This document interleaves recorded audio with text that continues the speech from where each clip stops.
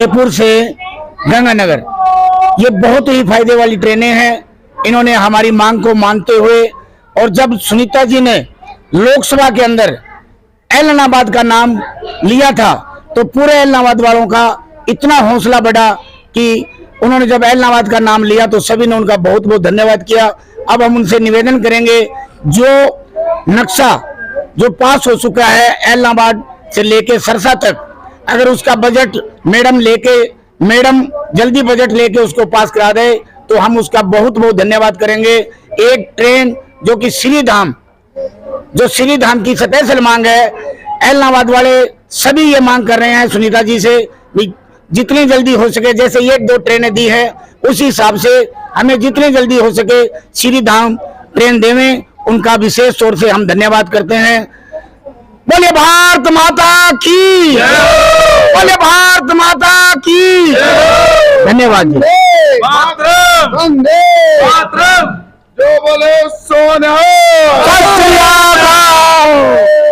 सत श्री अकाल, मेरा नाम रिंकू है। ये अपने रेल संघर्ष समिति के मैं सारे मैंबर ने, इन्हां तरफों मीडिया नूं बहुत बहुत धन्यवाद। जिहड़ा साडा ये मुद्दा उठा रहे ने सरसा ऐलनाबाद दा ते श्री धाम एक्सप्रैस दा, ये साडी मांग है ऊपर सेंटर तक जाऊगी। ये मीडिया की तरफों ही ये काम हो रहा है। मीडिया का बहुत बहुत धन्यवाद।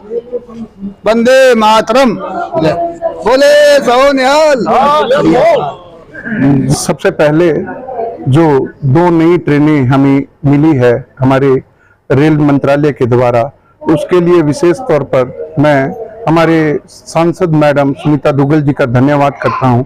उसके साथ साथ विशेष धन्यवाद मैं रेल संघर्ष सेवा समिति का भी करता हूं, जिन्होंने ऐलनाबाद के लिए हमेशा तत्पर रहकर यह संघर्ष किया है, ऐलनाबाद की आवाज को उठाया है, ताकि यह आवाज हमारी मैडम तक पहुंची है और मैडम ने यह आवाज हमारी संसद तक पहुंचाई है। यह ट्रेन हमारे बठिंडा बाया जयपुर और गंगानगर से जयपुर मिली है, जिससे हमें बहुत फायदा हुआ है।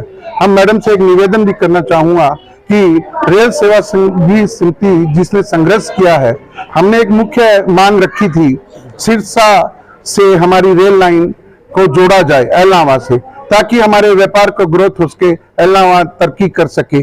उसके साथ साथ इसी समय में हमने एक डिमांड और रखी थी सांसद महोदय के आगे कि हमारी श्री धाम को भी हमें इस रेल लाइन पर जोड़ा जाए, ताकि हम इसको देश से जुड़ पाए, अलग अलग भाग से जुड़ पाए। हम मैडम का पुनः दोबारा मैं धन्यवाद करता हूं और रेल सेवा समिति के सभी सदस्यों का धन्यवाद करता हूं, जिन्होंने समय समय पर यह संघर्ष किया और ऐलनाबाद को ये नई सौगात समय समय पर मिल रही है। धन्यवाद।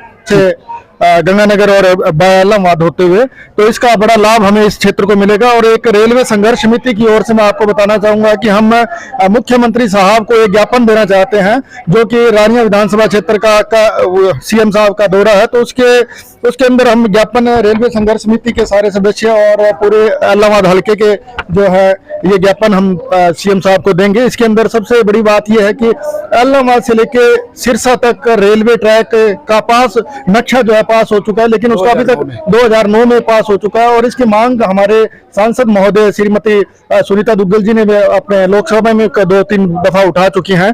तो ये जो रेलवे ट्रैक है ये बनने के लिए यहाँ पर अगर इसका बजट पास कर दिया जाए रेलवे मंत्रालय की ओर से, तो ये ट्रैक का काम शुरू हो सकता है। दूसरी बात ये है कि हमारे ऐलनाबाद के अंदर काफी व्यापारी भाई रहते हैं, तो उसके लिए यहाँ पर पार्सल की बुकिंग की सुविधा यहाँ पर नहीं उपलब्ध है, तो इसके बारे में भी हमने इसके अंदर नोट किया हुआ है।